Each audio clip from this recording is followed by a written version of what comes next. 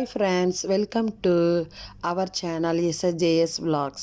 இன்றைக்கி நம்ம என்ன பார்க்க போகிறோன்னா முருங்கைக்காய் மட்டன் கிரேவி தான் பார்க்க போகிறோம். வாங்க பார்க்கலாம் எப்படின்னு. இப்போ நான் ஒரு குக்கரில் 2 ஸ்பூன் நல்லெண்ணெய் ஊற்றிருக்கேன். இப்போ 2 பட்டை 2 கிராம்பு 1 ஸ்பூன் சோம்பு போட்டு நல்லா பொரிஞ்ச பிறகு 2 வெங்காயத்தை நம்ம வெட்டி போட்டு அதை நல்லா வதக்கிறதுக்கு கொஞ்சோண்டு உப்பு போட்டு நல்லா வதக்கிக்குவோம். அதுக்கப்புறம் ஒரு 4 ஸ்பூன் இஞ்சி பூண்டு பேஸ்ட்டு போட்டு நல்லா வதக்கிட்டு பச்சை வடை போகிற அளவுக்கு வதக்கிட்டு இப்போ நம்ம தக்காளி ஒரு 3 தக்காளி எடுத்திருக்கேன். உங்களுக்கு வேண்டிய அளவுக்கு இங்கே கிரேவிக்கு எடுத்துக்கங்க. நான் ஒரு 3 தக்காளி தான் எடுத்திருக்கேன். ஏன்னா நான் 1/4 கிலோ கறி தான் போடுறேன். அதனால் நான் 3 தக்காளி தான் எடுத்திருக்கேன். இப்போ தக்காளி வதங்கிறதுக்கு கொஞ்சோண்டு உப்பு போட்டால் தக்காளி நல்லா வதங்கிடும், உங்களுக்கு சீக்கிரமும் வெந்துடும். இப்போ 1/4 கிலோ கறியை எடுத்து கழுவி வாஷ் பண்ணி அதை நான் போட்டிருக்கேன்.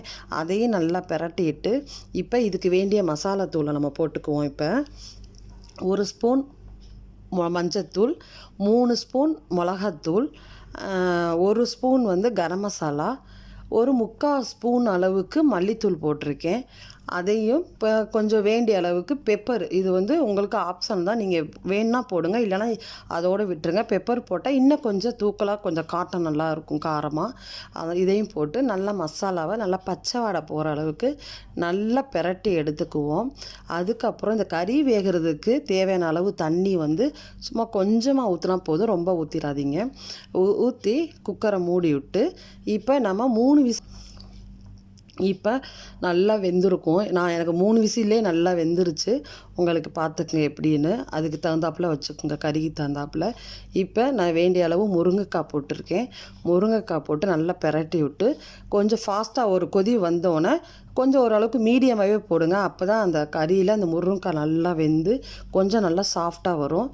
நீங்கள் கறியோட குக்கரோட மூடி போட்டு முருங்கைக்காய் போட்டிங்கன்னா அந்த முருங்கைக்காய் குழஞ்சிரும். இது பாருங்கள், இப்போ நல்லா வெந்துருச்சு நம்மளுக்கு.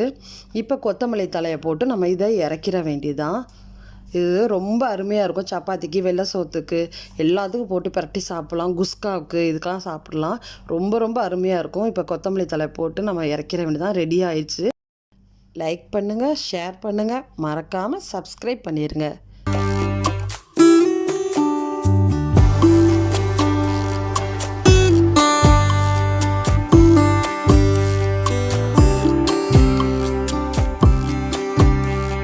Thank you for watching.